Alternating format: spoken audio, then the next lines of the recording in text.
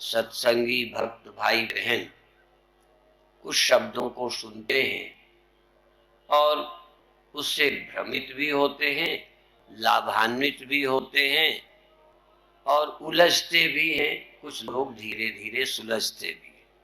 कई लोग हमसे भी पूछते हैं ब्रह्म क्या है और परब्रह्म क्या है।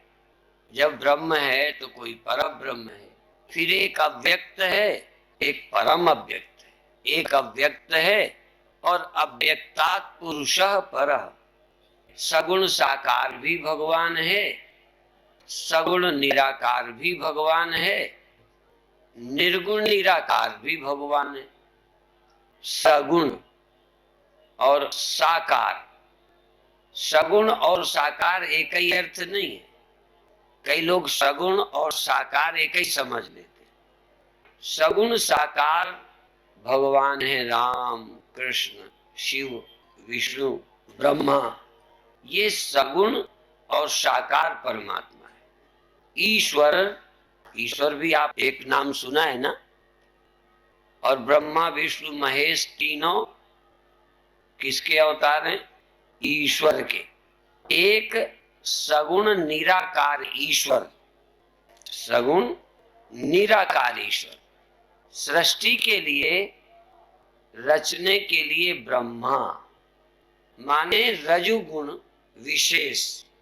जो ईश्वर केवल रजोगुण को विशेष लेकर सृष्टि रचना करता है उसका नाम ब्रह्मा है। उपनिषदों में, वेदांत में तुम्हारे तक 3 नाम हैं। यूं तो 4 हैं पर 3। जागृत अवस्था में तुम्हारा ही नाम विश्व है, स्वप्नावस्था में तुम्हारा ही नाम तेजस है, सुषुप्तावस्था में तुम्हारा ही नाम प्राज्ञ है। उसी एक ईश्वर का जो सगुण निराकार है। ध्यान रखें, जो सगुण तो है पर आकार नहीं है, उसका नाम ईश्वर है। वह जब सृष्टि रचना चाहता है तब वह एक गुण की प्रधानता लेकर ब्रह्मा बनता है, रजोगुण से। तुम भी सृष्टि जब करते हो, यहां तक सृष्टि प्रजनन ही नहीं, जब भी किसी कला का, नृत्य का, बिल्डिंग का, धन की वृद्धि करते हो तो आप रजोगुणी होते हो। यहां तक गुरु भी परम सात्विक होते हुए, ब्रह्म गुणातीत होते हुए भी जब वो शिष्य के उद्धार के लिए प्रवचन करते हैं तब वो रजोगुणी होते हैं। जब शिष्यों के उद्धार की भी चिंता न कर आत्मा राम होते हैं तब वो शुद्ध सत्व गुण युक्त होते हैं। यद्यपि गुरु गुणातीत होने के कारण न वो रजोगुणी ही रहते हैं न वो तमोगुणी ही रहते हैं।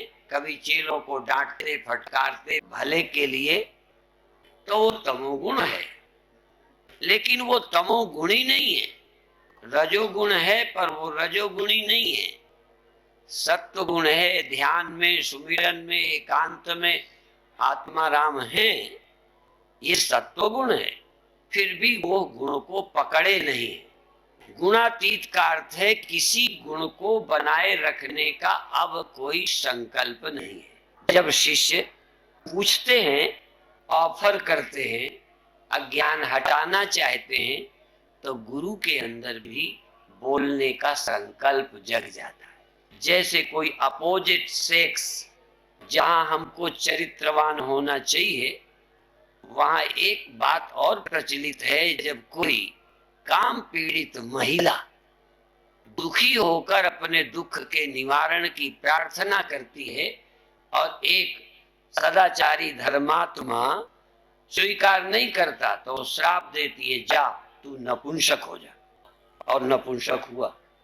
एक धनवान आदमी गरीब, भिखारी, दुखी, भूख से पीड़ित है, तुम अर्थ संपन्न हो और भीख मांगने पर नहीं देते हो तो तुम बहुत बड़े अपराधी हो। तुम सक्षम हो और किसी भूखे की पीड़ा नहीं मिटा सके। इसी तरह से यदि तुम में रजोगुण नहीं भी है और सृष्टि की आवश्यकता है, तो यदि सृष्टि के लिए, भगवान के कार्य के लिए तुमने विवाह कर लिया तो तुम रजोगुणी नहीं हो। बल्कि गुणातीत हो, फिर भी तुमने रजोगुण स्वीकार कर लिया। तुम्हें बोलने का बहुत शौक जगा है, रजोगुण है, लेकिन यदि तुमसे योग्य व्यक्ति किसी के उद्धार करने में सक्षम है तो तुम बोलने के रजोगुण को खत्म कर दो, उनको बोलने दो, तो तुम गुणातीत हो। यदि तुमसे योग्य कोई प्रवचन कर रहा है और तुम्हें खुजली लगी पड़ी है तो तुम अज्ञानी और रजोगुणी हो। ज्ञानी के सब गुण हैं, लेकिन ज्ञानी गुणातीत है। ब्रह्मा रचते हैं, रजोगुणी हैं, फिर भी गुणातीत है। नहीं, ईश्वर के अवतार नहीं हो सकते। विष्णु पालन करते हैं, सतोगुणी है, और विष्णु गुणातीत पर ब्रह्म भी है। ऐसा नहीं है कि वो विष्णु ही है, अवतार ही है। ये भी नहीं कि वो ईश्वर ही है, नहीं, वह ब्रह्म भी। ईश्वर तो ब्रह्म होगा ही होगा। जब एक सामान्य आदमी ब्रह्म ज्ञान से अहम ब्रह्मास्मि हो सकता है, तब विष्णु के अहम ब्रह्म अनुभव में क्या बाधा है? और सतोगुणी होने के नाते वो ब्रह्म ज्ञानी हो तो शायद तुम्हें आश्चर्य नहीं होगा। इस सृष्टि का संहार करने वाले शंकर, महाप्रलय करने वाले प्रलयंकर, ये सृष्टि का समाप्त करना, क्रोध आवेश नष्ट करना तमोगुण का प्रतीक है। फिर भी शंकर शिव है, शंकर शिव है, शरीरधारी हैं, गुण वाले हैं, सृष्टि के संहार करने का काम करते हैं, फिर भी वह शिव है, गुणातीत। तो ब्रह्मा भी गुणातीत, विष्णु भी गुणातीत, शंकर भी गुणातीत। तुम में से भी कोई थोड़ा रजोगुण प्रधान होगे, कोई तमोगुण प्रधान होगे, कोई सत्वगुण प्रधान होगे, पर तुम ब्रह्म ज्ञान को उपलब्ध हो सकते हो। ब्रह्म ज्ञान को उपलब्ध होने पर तुम न रजोगुणी ही हो, न तमोगुणी ही हो, न सत्वगुणी हो। गुण तो हैं, पर उन गुणों में तुम्हारा कोई आग्रह नहीं, इसलिए किस बात के हम गुणी। जैसे कोई बहुत धनवान के पास धन का लेश अभिमान न हो तो क्या कहें, उसे लोभी कह सकते हैं, उसे धनी कह सकते हैं। धनी हो, धन होते हुए भी वो धनी नहीं है। जैसे कोई पुरुष गार्गी स्त्री, स्त्री का शरीर होता हुआ गार्गी स्त्री नहीं है। शरीर स्त्री का है, ये तो नहीं कह सकते उसका पुरुष का शरीर है, फिर भी गार्गी स्त्री नहीं है। इसी तरह कई पंडित हैं, पर उस पंडिताई का भी अहंकार नहीं है। इसी अर्थ में शंकराचार्य ये कहते हैं, ना हम मनुष्यो, ना हम मनुष्यो। कितने ऊंचे होंगे जिनके ख्याल में ये भी नहीं रह गया कि हम मनुष्य हैं। ये बात तो तुमको जम जाएगी। न च देव यक्षो, हम देवता नहीं है, ये तो सीधा समझ आ जाएगा। जैसे ये बात तुम्हें समझ आएगी तुम जानवर नहीं हो, ये बात तो तुरंत जम गई ना कि तुम जानवर नहीं हो, क्या हो? मनुष्य हो। पर तुम मनुष्य नहीं हो, ये कैसे समझ में आए? मैं सतोगुणी हूं तो रजोगुणी नहीं हूं, ये समझ आ जाता है। लेकिन रजोगुणी को ये कैसे समझ आए कि मैं रजोगुणी नहीं हूं? जो काम नहीं करता उसको तो ये समझ आ जाए कि मैं करता नहीं हूं, या ये काम मैंने नहीं किया। और कोई खाए और कह दे मैंने खाया ही नहीं। संत महात्मा भोजन करते में मंत्र ही बोलते हैं, अहम भोजनम नैव भोज्यम न भोक्ता चिदानंद रूप शिवोहम शिवोहम। कई लोगों को तो ये बकवास लगेगी, कई लोगों को तो ये झूठ लगेगा, लेकिन इससे बड़ा कोई सच नहीं है। और जब तक इस सच को तुम ठीक से नहीं समझ लेते, तब तक तुम्हें इस धरती पर कोई मुक्त अनुभव नहीं करा सकता। तुम छोड़ दोगे तब मुक्त होगे। ब्रह्मा ने सृष्टि बनानी नहीं छोड़ी। हाँ, जब रिटायर हो गए, हटा दिए गए, बूढ़े हो गए, चलो वापस चलो, तब बंद की। माने तुम 10 संतान पैदा करके भी ज्ञानी हो सकते हो, इस समय वर्तमान में जनसंख्या की समस्या है, इसलिए ना करो, ये एक दूसरा विषय है। क्योंकि तुम रजोगुणी भी तो नहीं हो कि जरूरी है संतान पैदा करना। तुम्हारे धन होता है तो जरूर खर्चते हो। डॉक्टर के पास सब दवाइयां होती हैं तो खुद खाते हैं। ये तुम्हारे पास जो गुण है वो सृष्टि के चलाने के लिए, तुम्हारी तृप्ति के लिए नहीं है। तुम तो गुणातीत हो, न तुम्हें रजोगुण चाहिए, न सतोगुण चाहिए, न तमोगुण चाहिए। तुम तो आत्मा राम हो। तुम पुरुष नहीं हो, तुम स्त्री नहीं हो। पर यदि सृष्टि करना है तो जरूर तुम कोई स्त्री हो, कोई पुरुष हो। शंकराचार्य कहते हैं ना हम मनुष्य अहम न मनुष्य। शुरू वहीं से करते हैं।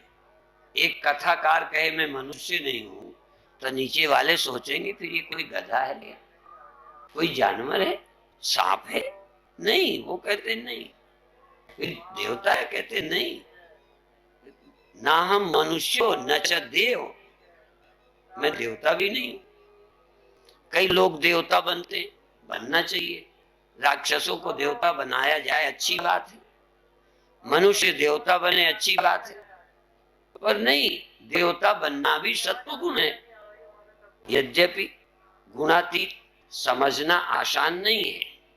तुम सतोगुणी हो, देवता हो, ये समझ में आता है, पर देवता को ये समझ नहीं आता मैं देवता भी नहीं।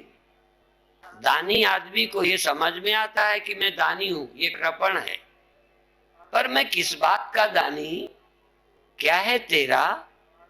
दानी को ये समझ में नहीं आता कि मैं दानी नहीं हूं। काम करने वालों को मैं बड़ा कर्मठ हूं, ये समझ आता है, पर क्या मैं कर्मठ हूं?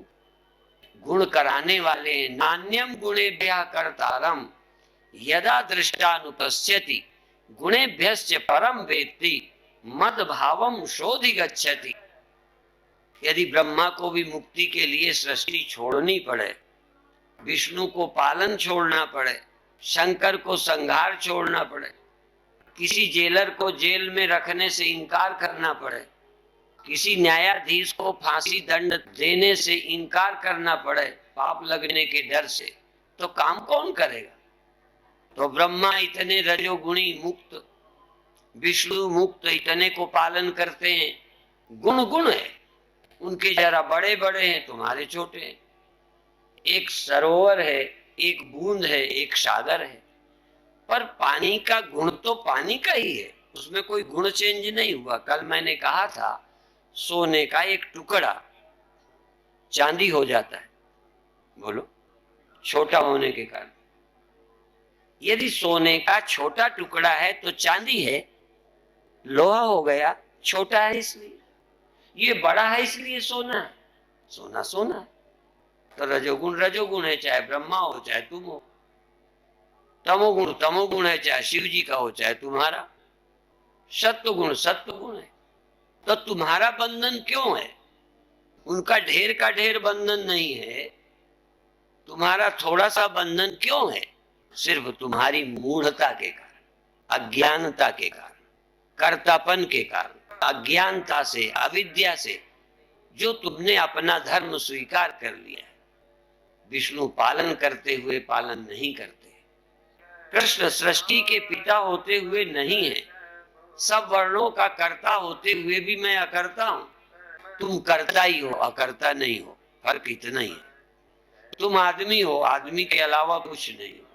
तुमसे मैं पूछूं, गधा भी तुम ही हो, सुअर भी तुम ही हो, सृष्टि तुम ही हो, तो समझ में आएगा। एक देह से तादाद में, एक देह से आइडेंटिटी तो तुम्हारी भी है। महामूर्ख को ले आओ, किसी कितने मूर्ख को, एक शरीर को वो भी कहता है मैं हूं, वो ये भी कहता है मैं जागा, मैं सोया, मैं ये हो गया। तो ये सब लोग मानते हैं, ऐसा नहीं है। तो एक तुम सोए थे, पर मैं सोया ही नहीं, मैं जागा ही नहीं, मैं पैदा ही नहीं हुआ, मैं मरूंगा ही नहीं। ये गप आपके समझ में आएगी? मैं जानबूझ के गप बोला है, क्योंकि बड़े बड़े दिमागदारों के लिए अध्यात्म गप है। ये साधनाभिमानी, ये ध्यान समाधि लगवाने वाले, सतोगुणी बनाने वाले, देवता बनाने वाले लगे पड़े और समझते हैं कि हम ज्ञानी हैं। ज्ञानी होने के लिए सिर्फ आपको इससे तादाद में तोड़ना है, छोड़ना कुछ नहीं। इसलिए कई लोग कहते हैं गीता ही झूठी है, क्योंकि गीता का अर्थ करने की तमीज तो है नहीं, अकल अपनी खोटी। कहते ये गीता ही वो नहीं है असली वाली गीता ये नहीं है, क्योंकि उसका तालमेल बिठा नहीं पाते।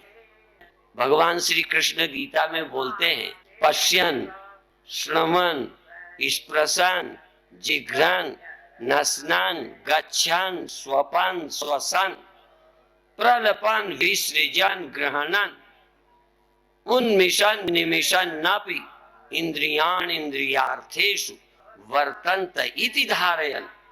ये इंद्रियों के धर्म है, ये शरीर का धर्म है। कोई माई का लाल शरीर का धर्म भी छोड़ देगा, बूढ़ा होना मरना? बोलो, कोई ऐसा गुरु है जो शरीर के धर्म शरीर में न रहने दे?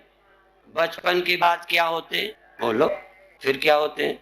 कोई ऐसा मिला भारत में तुम्हें जो बूढ़े के बाद जवान होता है? इसीलिए कई लोगों ने कह दिया कि जो जाके ना आए वो जवानी देखी। कोशिश तो करते हैं लोग, च्यवनप्राश खा के, वैद्यों के पास जाके, योगासन करके, ये अब फिर से जवानी लौटा ले, क्योंकि अब अकल आई है, जवानी का आनंद लेने की तमीज आई है, तो फिर लौटा ले। आपका भी मन करता होगा फिर से लौटा, क्योंकि जवानी का अपना ही एक आनंद है। तो जो जाके ना आए वो जवानी देखी, जो आके न जाए वो बुढ़ापा देखा।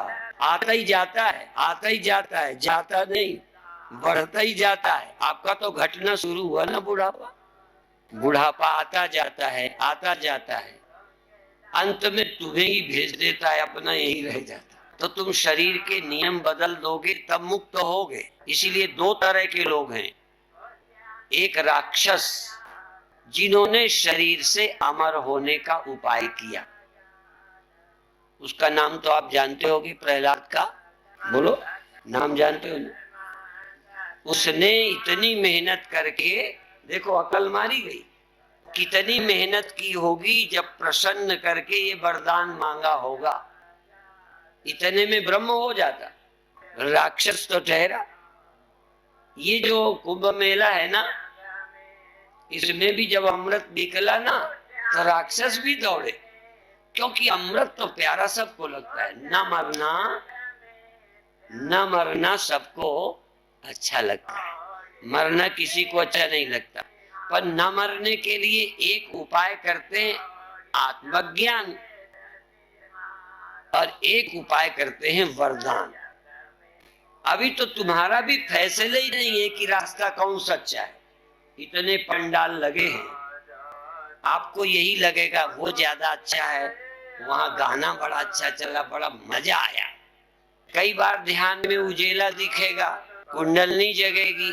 अभी तो यही फैसला नहीं है कि सत्य क्या है, मार्ग कौन सच्चा है। और इतने बड़े समाज में, इतने बड़े मनुष्यों में, देखो आयुर्वेदिक वाले चाहते हैं कि और कोई पद्धति सक्सेस ना हो, पर फिर भी चल रही। एलोपैथी वाले चाहते हैं कि हमारी ही पद्धति सही है, पर और कई वहां से भी हार के आ जाते। ऐसी कोई पद्धति नहीं है जिससे हार करके लोग ना आए हों। सब नहीं आए कहीं से। कई आयुर्वेद से सफल हो गए, कई नेचुरोपैथी से हो गए, कई एलोपैथी से हो गए, और कोई ऐसी पद्धति दावा नहीं कर सकती कि मेरे यहाँ से कोई नहीं लौटा। नेचुरोपैथी करके भी हार गए लोग मिले हैं, आयुर्वेदिक दवा करके भी हारे लोग मिले हैं, होम्योपैथी से भी हारे लोग मिले हैं, और क्या कौन सी पैथियां हैं उनकी गिनती मुझे नहीं आना। आज तो पैथियों का सहस्र नाम है। कोई भगवान के 1000 नाम नहीं है, इलाजों के भी 1000 नाम है। ये एक्यूपिंक्चर है, ये एक्यूप्रेशर है, ये पॉइंट, इस पॉइंट को दबाए तो पेट ठीक होता है, इसको दबाए तो आंख ठीक होती है। और कोई ऐसा नहीं है जो किसी में सफल ना हुआ हो। गपोड़े तक सफल हो जाते। राख बांट दो तब भी 2-4% आपके ठीक हो ही जाएंगे और आप पीठ ठोक सकते हो कि हमारी राख। और ऐसे ही आशीर्वाद, ऐसे ही ज्योतिष। अब क्या क्या, किसको झूठ कहें किसको सच कहें। हाँ, पर एक बात पक्की है कि कोई भी शरीर को मैं मानने वाला अमर नहीं हो सकता, चाहे डॉक्टर हो चाहे कोई और। इसीलिए वरदान पा लेने वाला मर गया, अब ऐसा मरा, इतना इतना दलील देकर वकील क्या जानता होगा वकालत, जितना अपने बचने के लिए दलीलें दी। दिन में न मरूं, रात में न मरूं, जमीन में नहीं, आसमान में नहीं, घर में नहीं, बाहर नहीं, आदमी से नहीं, जानवर से नहीं, अस्त्र से नहीं, शस्त्र से नहीं। तुम तो सोच लेते कि अब हम मरेंगे ही नहीं। उसने भी यही तो सोचा था कि इतने तर्क और दलील से ऐसा बढ़िया वरदान मांगा था कि ईश्वर का बाप भी न मार सके। इसलिए ईश्वर से तो झगड़ा करता था। ईश्वर भक्तों से झगड़ा इसीलिए करता था कि मेरा कोई बिगाड़ेगा क्या। मूर्ख आदमी किसी न किसी अहंकार बस कोई एक ऐसी मान्यता स्वीकार करता है और ताल ठोकने लगता है। जितने राक्षस हैं वो ताल ठोकते हैं, मेरा कोई बिगाड़ ही नहीं सकता। रावण अपनी घरवाली की नहीं सुनता। जो अच्छी बात घरवाली की न सुने समझ लेना क्या है, हम बस। और छोटे भैया के होने के नाते यदि बड़ा भैया ना सुने, केवल छोटा भैया है, अगर तू क्या जाने, कल का बच्चा मेरे बाद में पैदा हुआ, तो छोटे होने के नाते जो अच्छी सलाह अपने भाई की नहीं सुने उसका नाम राक्षस रावण है। कभी कभी बेटे भी अच्छी सलाह देते, तो जब भी तुम्हें कम पढ़े लिखो की सलाह पढ़े लिखो को ना जमे, ऐसा भी है।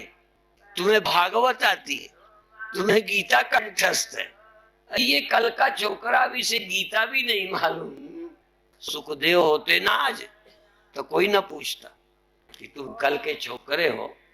व्यास, ये बुढ़ापा भी बड़ा खतरनाक है। बूढ़े हो इसका मतलब अब सुनना ही नहीं छोटोगे। देखना तुम्हारे ज्ञान में कौन बाधा है। पढ़ाई, उम्र, जाति, जाति के अभिमान में डूबे सकल कुलीन। पुण्यात्मा, तुम सुबह रोज गंगा नहाते हो, तुम रोज उठ के भजन करते हो, तीर्थ में रहते हो। ये कबीर जैसा आदमी नास्तिक कैसे तुम्हें जमेगा। तो जो रोज नहाते हैं, कोई परमहंस नहाता नहीं, पड़ा रहता है, मक्खियां लग रही हैं, पड़ा है सुअर की तरह। एक जगह में सुजालपुर निकला प्रवचन करके, तो एक दीवार के साथ 60-70 सुअर आराम से सोए। हमारी कार निकली, उन्होंने यूं भी नहीं किया। मैंने कहा देखो परमहंस। तो कई थोड़ा ज्यादा साफ सुथरे हैं तो परमहंसों को जानवर समझते। दान देने वाले, दान न दे पाने वालों को तो जैसे कल्याण ही नहीं हो सकता। पता नहीं कल्याण कौन सी चीज है, किस चिड़िया का नाम है कल्याण। और मैं बता दूं, तुम किसी दुनिया की धरती में चले जाओ, यदि तर सकते हो तो ये भारत भूमि है जिसके पास वह विद्या है कि मनुष्य को जीते जी मुक्त कर देती। इस ब्रह्म विद्या को सुनने का अवसर तुम्हें मिला है। और कभी कभी लगता है बारे ऋषियों, तुमने मनुष्य को वहां तक पहुंचाने समझाने के लिए कितने उपाय रचे।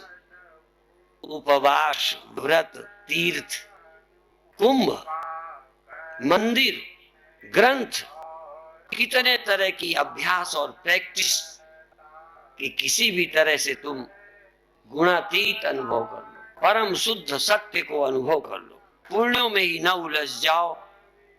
उपवास में न उलझ जाओ, कर्म कांड में न फंस के मर जाओ। हमारी हालत तो गधे जैसी हो गई, जैसे लाद गयंद की। गयंद माने हाथी, जैसे हाथी की लाद बड़ी होती है, जैसे लाद गयंद की गधा दे ओढ़ाए। ठंडी के दिन से गधा ठंडा रहा था, तो गयंद की लाद जो उसकी पीठ पे पड़ी थी, गधा को उड़ा दिया कि बेचारा चैन में रहे। तो सुख सोवन की को कहा, उलझ उलझ मर जाए। दयालुओं ने सोचा ये चैन में सोए, वो तो मरने लगा, दम घुटने लगा। तो कई बार दयालु महात्माओं ने तुम पर बड़ी दया की कि तुम तर जाओ, सुखी हो जाओ, चिंता मुक्त हो जाओ। तुम और उलझ गए।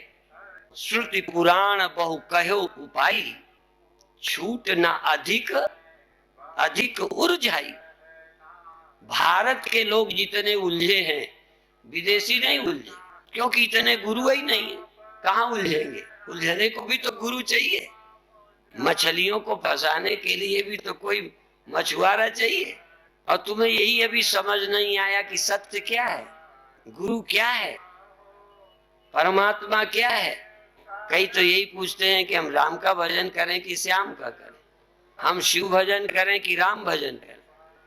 वो स्वामी जी जैसे लोगों को 400 साल पहले समझाना पड़ा, अब तो कलयुग और बढ़ गया। वो समझाते हैं, शिवद्रोही ममदास कहावे, सो नर मुहि सपने नहीं भावे।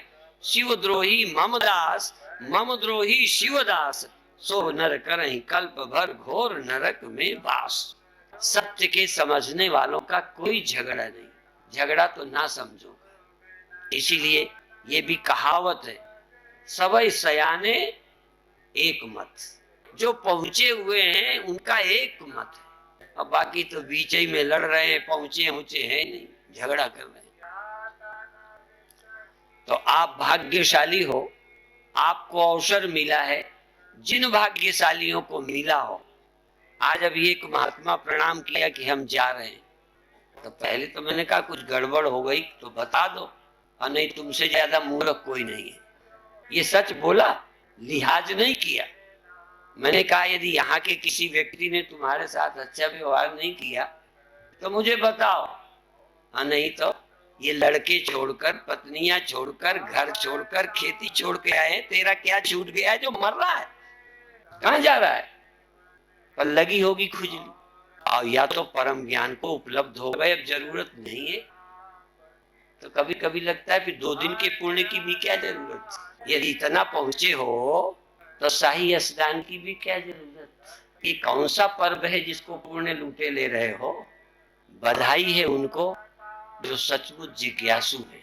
इससे ज्यादा ऊंची कोई विद्या नहीं है, और इससे ज्यादा कोई अच्छा व्यक्ति नहीं है जो सत्य को जानना चाहे।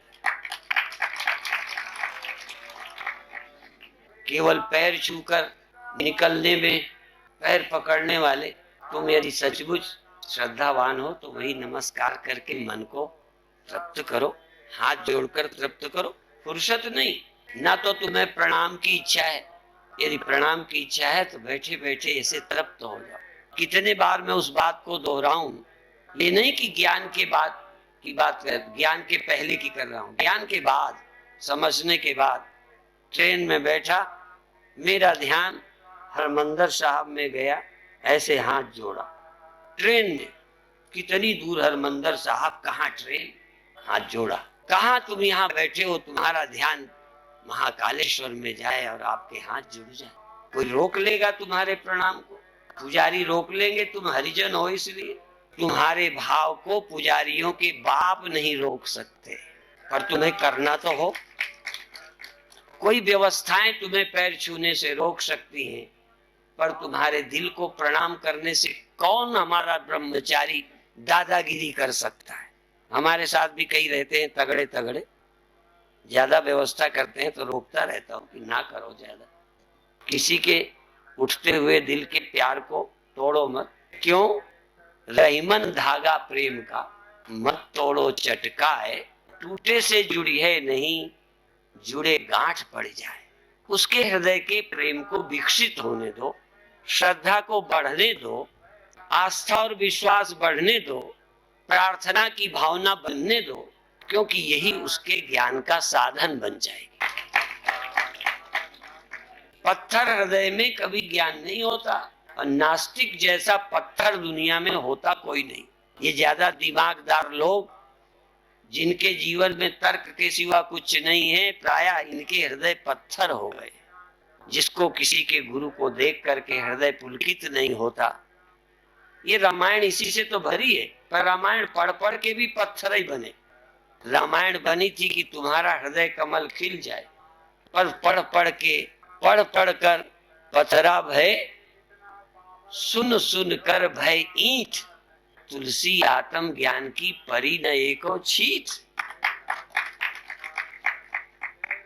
गोस्वामी जी कहते हैं, सिर जो झुकता नहीं संतों के चरणों में, कड़वी लौकी है। और साथ साथ व्यवस्थापकों की भी बता दूं, प्रणाम नहीं करना और अपना पहले छू लेंगे। तो औरों को मना करता है, तूने क्यों किया? यदि ईमानदारी की व्यवस्था होती तो व्यवस्था करने वाले को 10 थप्पड़ मारना चाहिए कि तू औरों को रोकता है, तुझे रहा नहीं गया तो उन्हें कैसे रहा जाए।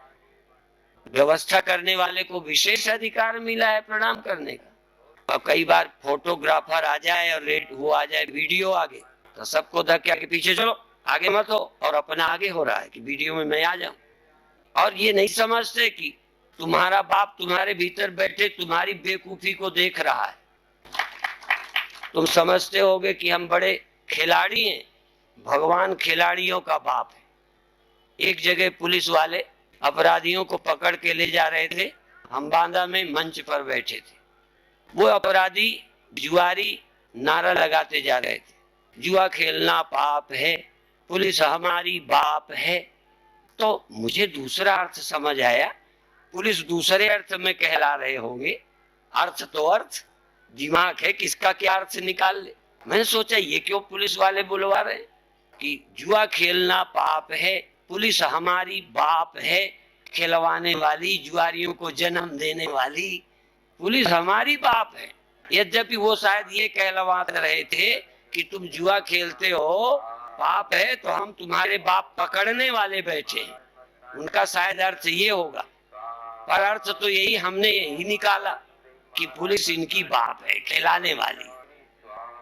तो भगवान तुम्हारा बाप, अंतर्यामी, उसको सब पता है तुम क्यों आगे हो रहे हो। यदि यहाँ व्यवस्था के अलावा ज्यादा स्वामी सत्यानंद भी आगे हो तो मुझे अच्छा नहीं लगेगा। बात समझ में? असल में काम के नाते आना जरूरी है, नाम के लिए आना आगे खतरनाक है। सेवा करना है जाओ, कौन रोकने वाला है। पर जब तुम नाम लेने लगते हो, तुम्हारे धनी होने से कोई नहीं चिढ़ता, सब चिढ़ते हैं तुम्हारे अहंकारी होने से। तुम्हारी पढ़ाई से कोई नहीं चिढ़ता, तुम्हारे बड़प्पन से कोई नहीं चिढ़ता, पर जब तुम्हारा बड़प्पन हमारी छाती के नीचे चढ़ता है, या तुम ऊंट की तरह होते हो, मैं छोटा लगने लगता हूँ। यदि ऊंट भी सिर झुका देना तो चींटी भी ऊंट से जलेगी नहीं कि कितना अच्छा ऊंट है, ये कितना अच्छा ऊंट है। आज तक हमने ऐसा ऊंट नहीं देखा। चींटी को परेशानी तब होती है जब ऊंट कुचलता निकल जाता है। तुमसे कोई नहीं जलता, जलते हैं सब तुम्हारे अहंकार से। कई लोग ये कहते हैं हमारे लोग पीछे पड़े हैं। मैंने कहा तुम किस लायक हो जो तुम्हारे कोई पीछे पड़ जाएगा? तो तुम लड़की हो क्या? कई लड़की के पीछे जवान पड़ जाते हैं, तुम्हारे पीछे कोई क्यों पड़ेगा? तुम्हारा ही भ्रम है, तुम्हारी नासमझी है।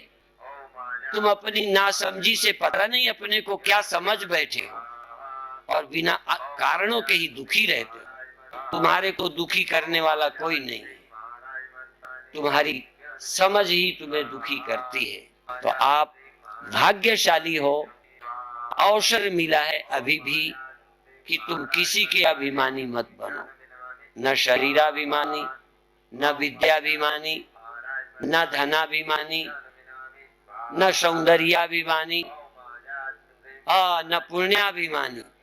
क्योंकि अभिमान तुमको नीचे गिराता है, अभिमान तुमको ब्रह्म होने में बाधा डालता है। खुद ही पर्दा है दीदार के लिए वरना कोई नकाब नहीं यार के लिए। तुम्हारी मैंने किसी ने तुम्हें नहीं मारा, मैंने ही मैं को मारा है। मैं के सम्मुख मैं खड़ा, तासे मैं न दिखाए, मैं के सामने मैं खड़ी है। तो जो सच्ची मैं है दिखाई नहीं देती, खड़ी वाली नजर आती। हमें भी इंद्रियां नजर आती हैं, मन नजर आता है, अहंकार, ये खड़े हैं। जिसके कारण खड़े हैं, जिसके कारण घड़ा बना है, वो छिप गया है। नाम घड़ा लेने लगे लोग, मिट्टी नाम भूल गए। और दूसरे भूल जाए तो भूल जाए, तुम अपने को खुद भूल गए। तुम खुद भूल, अपन को आपन ही बिसरे हो। तुम्हें ये हमको कुछ समझते नहीं, अरे वो तुम्हें न समझे, तुम अपने को कुछ समझते हो क्या? दूसरे तुम्हें नहीं समझते, तुम्हें क्या हक है? तुम तो समझो अपने को। लोग दूसरे से सर्टिफिकेट लेने में लगे पड़े। दूसरी बात कहना चाहता हूं, तुम दूसरे को बस समझाओ कि तुम क्या हो, तुम समझ जाओ कि तुम क्या हो। तुम तो समझो कि मैं कौन हूं। आदमी हो तुम, इंद्रियां हो तुम, मन हो तुम, एक सीमित हो तुम। असीम केवल उपाधि के कारण सीमित लगता है। हमारे संतों ने कहा, जुगनू से सूर्य उजेला मांगता है।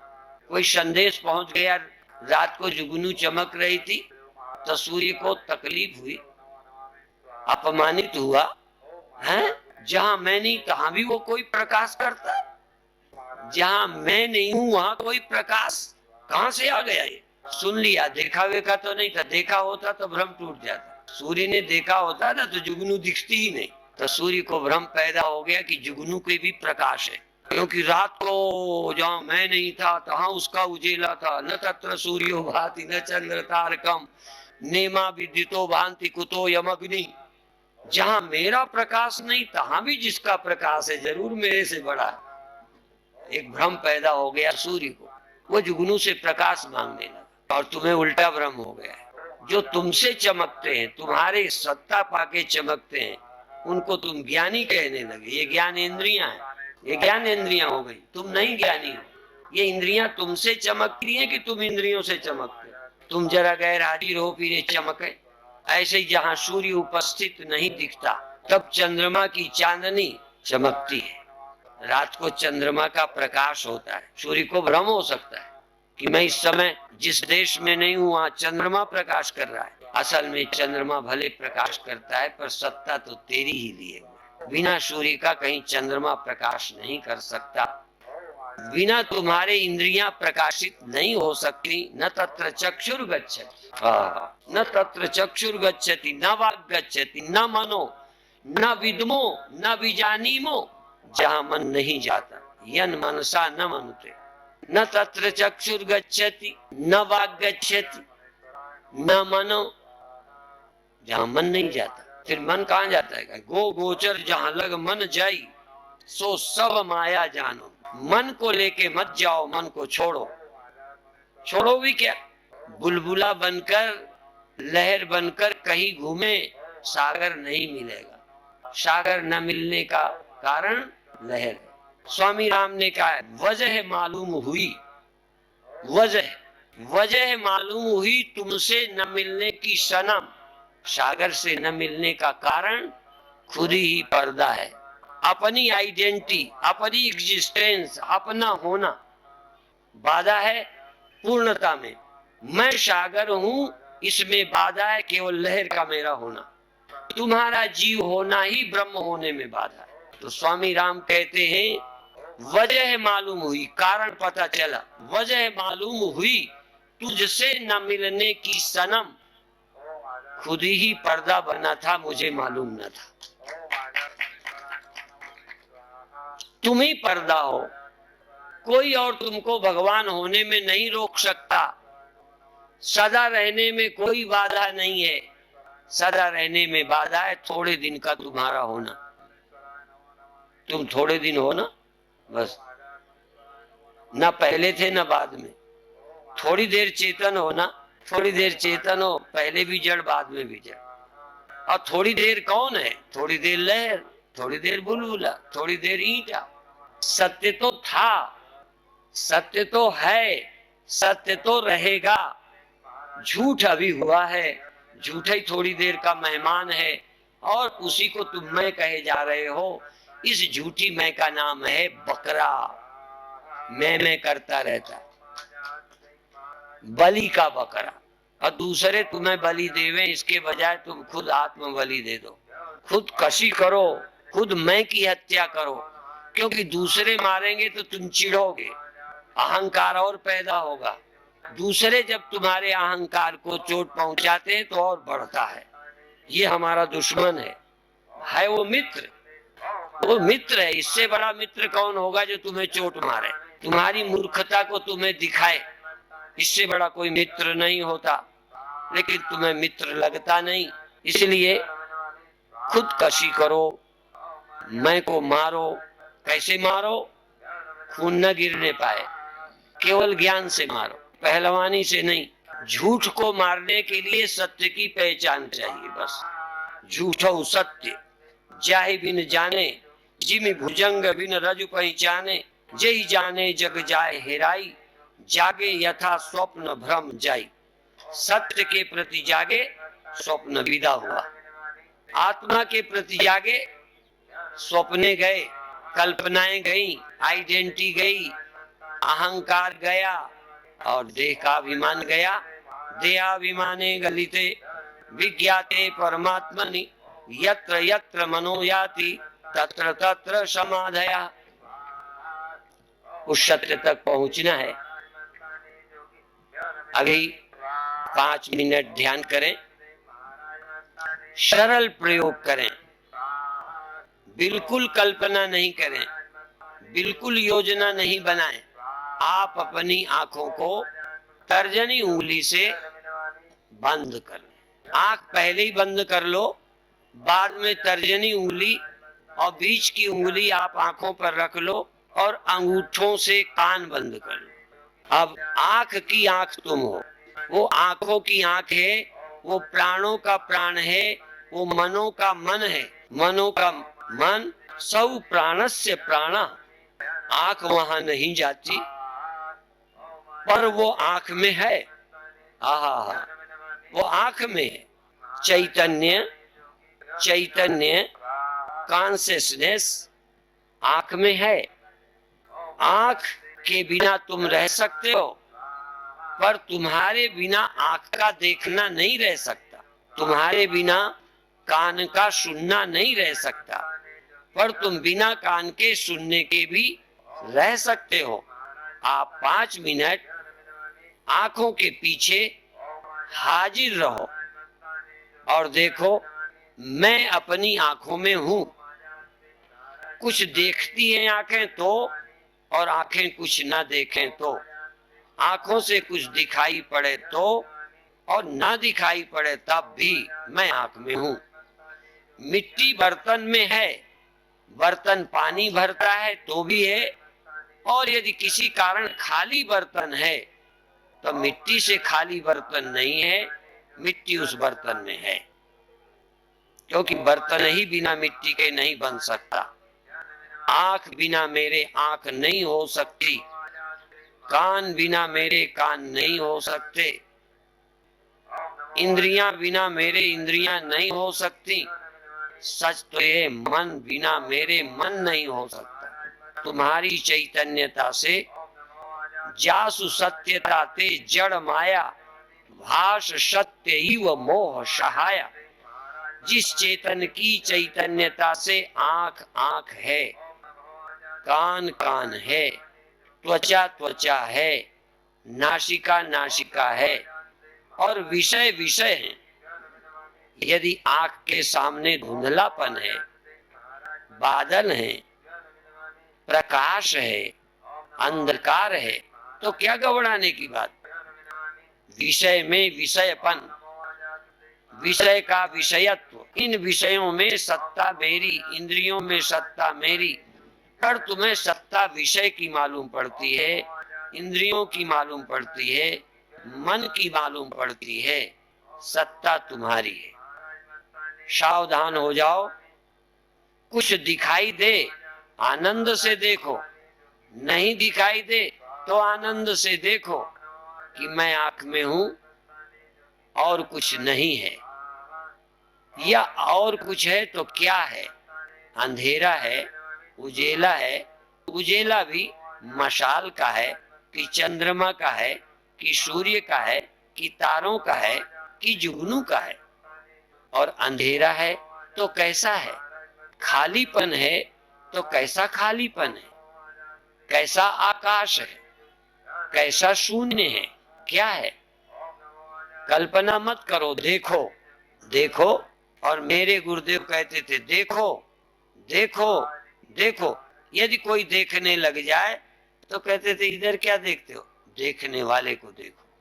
कोई देख रहा है, कोई मौजूद है, कोई चैतन्य है या नहीं है?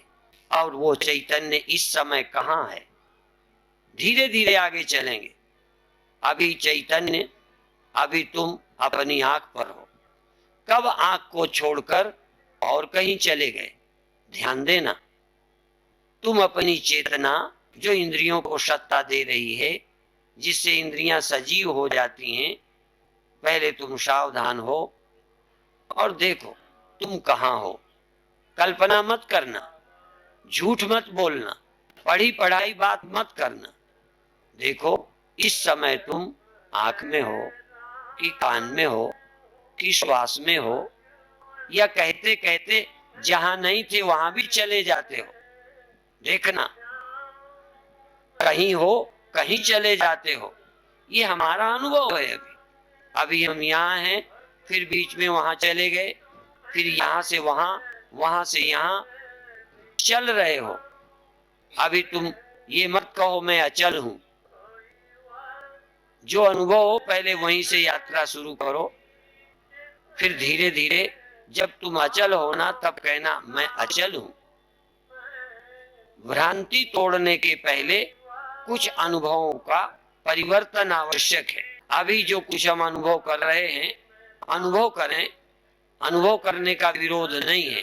देखें, सुने, सूंघें, छुएं, चखें, कोई भी अनुभव करें।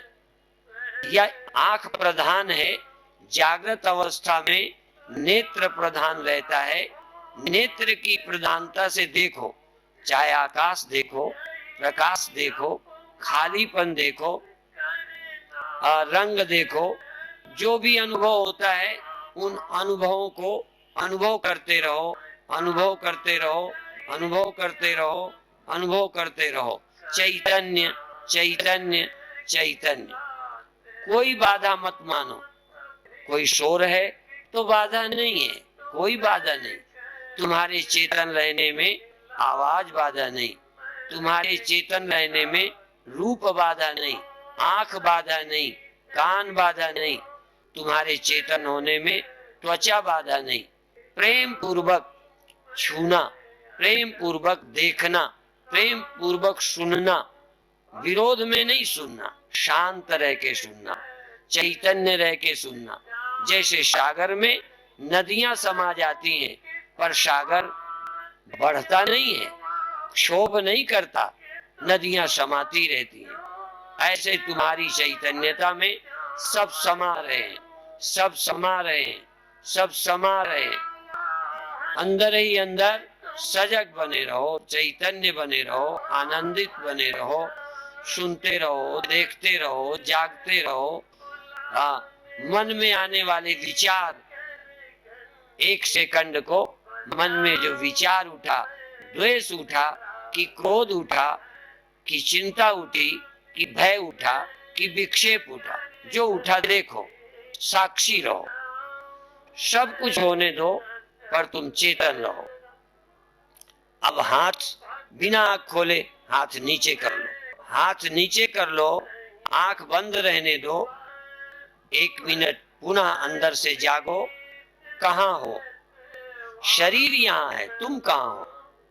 जैसे घर होता है, घर में तुम कहीं होते हो, ऐसे शरीर में इंद्रियों की जगह है।